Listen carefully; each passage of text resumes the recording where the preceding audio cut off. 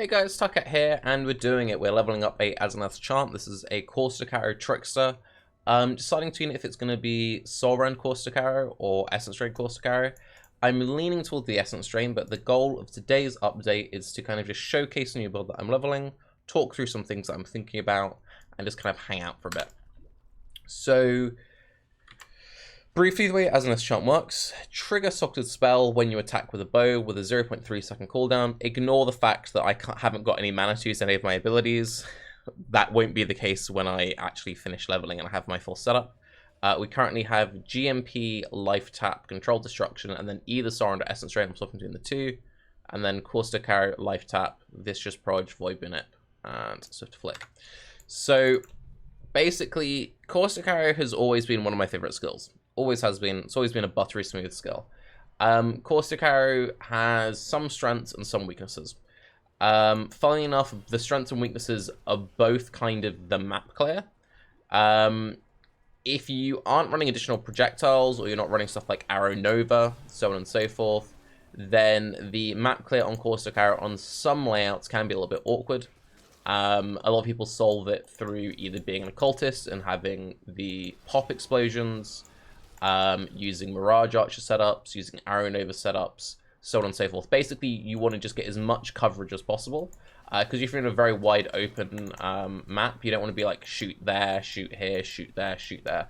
And from this little demonstration, you should probably see the Soul Rend does an excellent job from just how it spreads and homes out. It shoots little homing missiles, which is really, really tasty. Now, one thing that can be an issue on Corsica, both for mapping, but also for very mobile bosses, is when you have things that move out of your cloud. So you drop your little Corsica cloud on the floor, and if things move out of them, then they're not, they're not taking the damages. So this is one of the shortcomings of Soul Rend. You could see it there. So the cloud wasn't on that mob, so that health was just from a single Soul Rend. So if we purposely don't hit it again, see the Soul Rend, it does okay. But ideally, you want a setup where, if for whatever reason they don't get hit by the cloud, the degen you tap them with is still enough to take down the rare. And that's where I quite like the Essence Drain. And it's where I've been swapping between the two of them. So the Essence Drain doesn't auto-home. Instead, I've just GMP Essence Drain. It shoots along the same trajectory as the Corsica. But if you tag something with that Essence Drain, it's dropping. So it's about working out, what you after more. Maybe it's something I change on a map-by-map basis.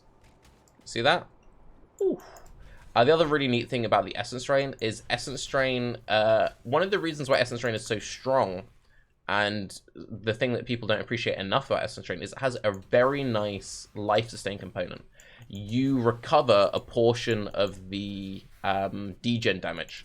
So by spamming Essence Drain in your map clear setup, you're constantly getting really nice sustain, which is a really good layer of added defense. On the previous build I was playing, the main issue I had with it was sustain. And this build kind of goes extreme in the other direction. So if we stick with the Essence Drain setup, you have constant high health regeneration coming in from that way. This is a Ghost Dance build, and my final setup, it should be around 5k-ish life, maybe slightly under, and about 2k-ish energy shield, maybe slightly under. But it's kind of in that sort of ballpark compared to the previous character, which was just like 5k-ish life. So whenever we get hit, we have enough energy shield. We should regain pretty much our full... Sorry, we have enough evasion to regain pretty much our full energy shield. And then very high natural regen.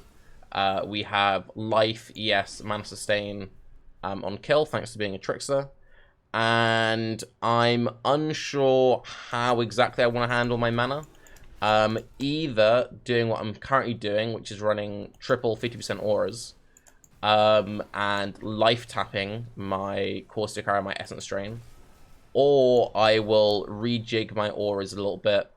I could run a 35 instead of one of the 50s. I could run a 35 and a 10. That could be either a Discipline or a Skitterbots, and then run things off the mana. That's another quite nice thing about the Essence Drain setup compared to the Soul Rend setup.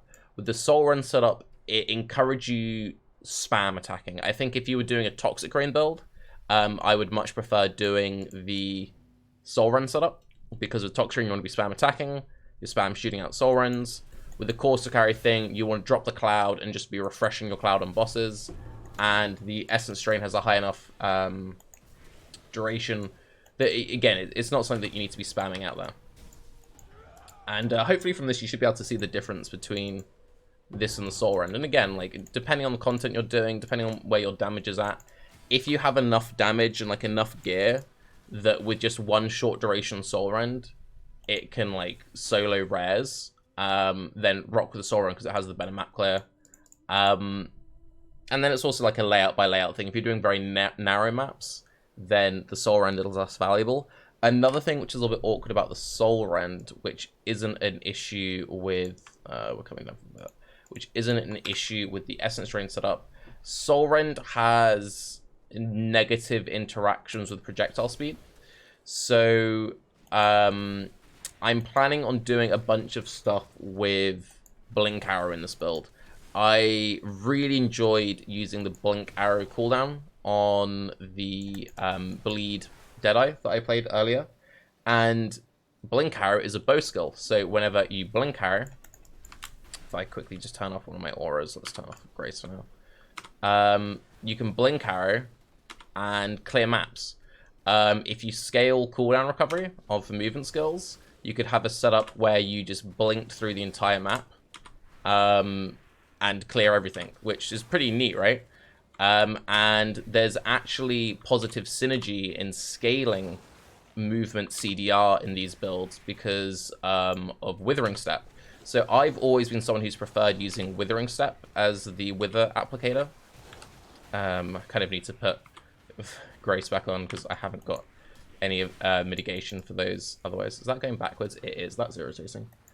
But from just that very brief little demo there, hey, Divine Orb, nice. You could probably see the potential of like, ooh, I can kind of see what Tarke's playing with. This is kind of spicy. And to make Blink Arrow feel really good, you want lots and lots of projectile speed. But Soul Rend and projectile speed don't really play together very well. So the way that Soul Rend works is it's a projectile that has a small area, like there's a small area around the projectile. Anything within that area is having a 0.4 second, I believe, base. What's the base one? Base 0.6.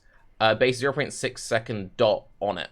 So if you have a very slow moving Soul Rend, then it's constantly refreshing that dot and the dot's there for longer. If you've got a very fast moving Soul Rend, then it leaves the enemy sooner and you're getting less total dot uptime, if that makes sense. So if you overscale your projectile speed, then it will just like rush off and you'll only get a short 0.6 second uptime. Whereas if you had a very slow one, you might get close to a second or 0.8 seconds or whatever. Now, if you're spam attacking like nobody's business, then, you know, that's fine. But it kind of goes against the whole Course to Carry playstyle. Really, with the Course to Carry playstyle, you just want to be like attacking casually, you know, just maintain your degens and focus on just like mobility, nice chill vibes. Everyone's party rocking in the USA. Is that still a thing? That was a thing when I was, I don't know where that came from. But here you can see that was a great example of the Essence Drain. So it's like with you have a mobile boss like that, which is just running towards you. You can be applying the Cloud the whole time that the Essence Drain is hitting it. You're sustaining. If it's not obvious, I think I'm leaning towards the Essence Drain setup. The Essence Drain setup is less fancy with the Blink Arrow stuff. You could still on like narrow indoor maps, stuff like Wastepool or whatever, you clear the whole thing just doing this. And the Essence Drain scales positively with projectile speed. You want lots of projectile speed because projectile speed on the Essence Drain just makes the Essence Drain smoother. And you're like, yeah, but you need to scale Pierce on Essence Drain. I've always been a big fan of these three nodes. People don't like scaling Pierce on Course to Carry. I've always been of the point of view, if you want as much Pierce as possible, I often pick up these nodes, which gives 3 global pierce. This is pierce for both the Essence Drain and the Corsair Carrier. And I often craft pierce on gear. You can get it on helmets, and you can get it on gloves. Now, obviously, we're not going to get it on the helmet because using an Asenath Chant. You can even get, I believe, 2 pierce is if you unlock the Veil. So we could very easily have a global 4 pierce, possibly a global 5 pierce if we got a good one. In which case that would feel very, very smooth. The other quite neat thing about having global pierce sources is it frees up your quiver slot. It means that you are open to use corrupted quivers, or just different quiver bases. It means you can even run a projectile speed based quiver or an attack speed based quiver, rather than having to use a penetrating. What a lot of people do with Corsair Carrier is they run a penetrating quiver, and that's just their 1 pierce. Penetrating quivers, I don't know if I have one floating around. No. That's only for arrows. Unfortunately, it's not a global pierce. If it was a global pierce, it would have more value because it would also scale the Essence Drain, but getting ahead of myself there. So this is kind of the idea, and some of you might be like, okay, why don't you put Essence Drain and Contagion? When people look at Soul Rend for these setups, they often go the other way. Rather than focusing on just having like one impactful thing, they try and shove like a million skills in there. If you were playing a elemental hit build, then yeah, shoving loads of utility gems in there is a good thing to do, because then you're getting to like get your tornadoes, your wave of convictions, your curses, your this, that, and the other, whatever it is. I want additional gems. We need like empowers and enlightens and stuff. Or do I want to start on this side? No, so we'll start on this side. And then we'll go there.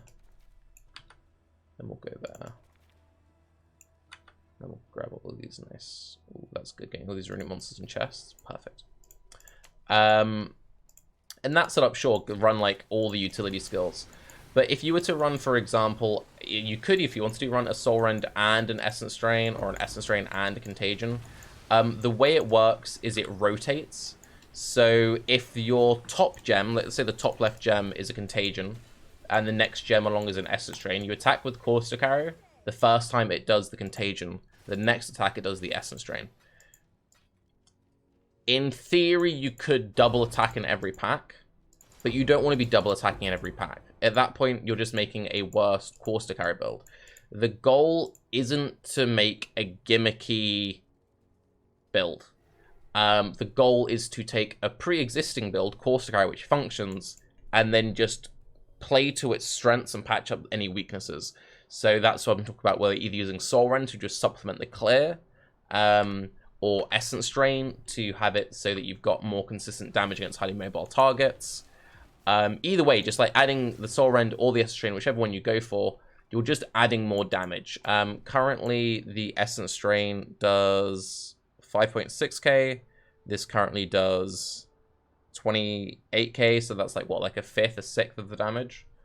You're just adding like a nice extra chunk of damage on there is great, and that's with GMP. Obviously, while mapping, you wouldn't run GMP, you would swap that out for Swift Affliction. And yeah, it's just extra supplementary damage that is unlikely to be better than a rare. Slightly different these days with the crazy new implicits you can get from the influences, and that's really the main opportunity cost, is you're using a helmet that doesn't have life, which is quite a big opportunity cost, but it does have energy shield, and we do scale energy shield as a trickster. Giving up on life, giving up any potential influence mods. If there happens to be like an insane global influence mod, then yeah, it might be something that I drop eventually. But for now, I'm just having a lot of fun with it. And I've really, really missed playing Asenath Chant Corsair Carrier builds. It's been way too long. This is a build that I've been wanting to get back into for literal years at this point. And it's also quite interesting because the last time I played this was before the trigger mana cost changes.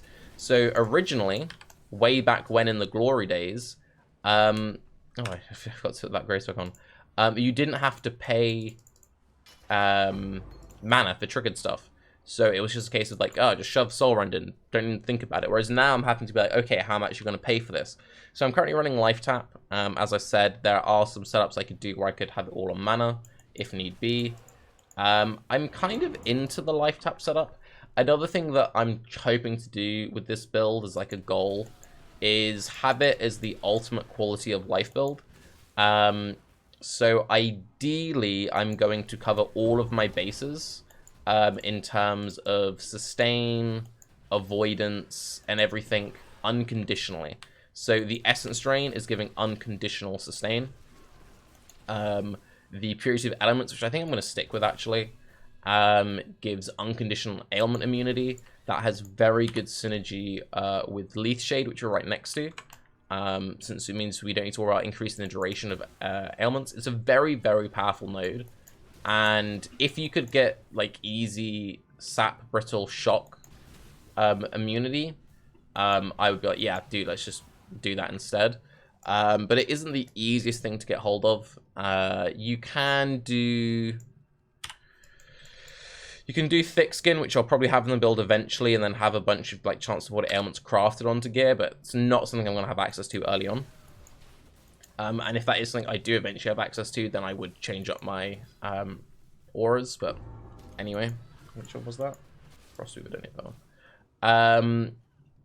So yeah, idea is to get full coverage there. I can get stun avoidance in this build quite easily, and getting full stun immunity. It's going to have capped chaos res, so we don't need to worry about chaos damage, which means we don't need to worry about poisons. Bleeds we can cover with Steel Skin. So it's then bleed immune, like gets to face tank chaos damage, high regen, complete ailment immunity. Really cozy map clear. Should be really cozy bossing. Like, when I get to the setup where I can just clear everything with Blink Arrow, I think I'll probably keep a leveled Soul Rend that maybe, depending on the content I'm running, we sub in the Soul Rend for, like, easy maps. Like, if I ever just want to, like, blast yellows or something, then we can just be chilling, like, clearing maps with just the Soul Rend. We'll feel it out. It's kind of like it's like putting an interesting twist on the whole, like, Death's Oath approach. Like, usually when people want to do these kind of builds, it's you're doing a Death's Oath occultist. This is kind of being like, okay, well, maybe instead of the Death's Oath, let's use an Asenath Chant. And you're like, what if you use both? No, then you're going too memey. It's also just quite interesting playing a Trickster. I haven't played a Trickster since the reworks. I hadn't even played a Trickster quite a long time before that, because I've been full team occultist. Usually whenever I go to play one of these builds, I'm playing it as an occultist, because occultist does the most damage. So, you know, it's quite interesting going back to Trickster after all this time and kind of seeing where the strengths lie, if anything. The justification for the Trickster was, again, some Ghost Dance synergy, and if this build is ever going to work off mana cost, the Trickster has the best chance at it, because I would take the lab, which gives movement skills are free, 30% chance to recover 10% of your mana whenever you use a skill. That node, even if you're life tapping everything, is still strong, because having your movement skills being free is saving you gem sockets. It means you don't have to run life tap on there. The attack and cast speed is helpful. The attack speed makes the build feel smoother. The cast speed is really nice for when it comes to casting stuff like Despair or Bane, stuff like that. I often run in my chest 6-link damaging dots. A lot of the time I manually Essence Drain when I do builds like this, but obviously we're automating the Essence Drain now. That would also be an advantage of using the Soul Rend setup, is you could have the automated Soul Rend and then have a manual Essence Drain in the chest for bossing. But instead I might just run maybe like a really juiced up Bane, or maybe I'll run Ballistas. I will feel it out as we're going. I think I've shown off a lot of like how the core principles of the build functions. I guess we'll probably talk about like some skill tree stuff and kind of some rough plans. Let me move my cam. So another thing which will be kind of neat about this is my skill tree will look like a bow. So there's a few different ways to go in it. I've actually been really lucky. Like, everything about this character's been lucky, but I've started getting like cluster jewels. Where are they? Whoops. Move them here to roll them. I've gotten damage over time and chaos damage over time cluster jewels, which early on in SSF is really nice. I just need to roll them. I'm thinking about specking Harvest on my Atlas to have a better chance of rolling the jewels. So, oh, sorry. Let's put my headset out. So yeah, if I go the cluster jewel setup, then my finish tree would kind of look like this. Except for I would tack on potentially coming down to Thickskin and taking Fleetfoot for 3 points. So Fleetfoot, it plays into that whole map clearing with Blink Arrow setup, but also the Withering Step, and this is all nice evasion scaling.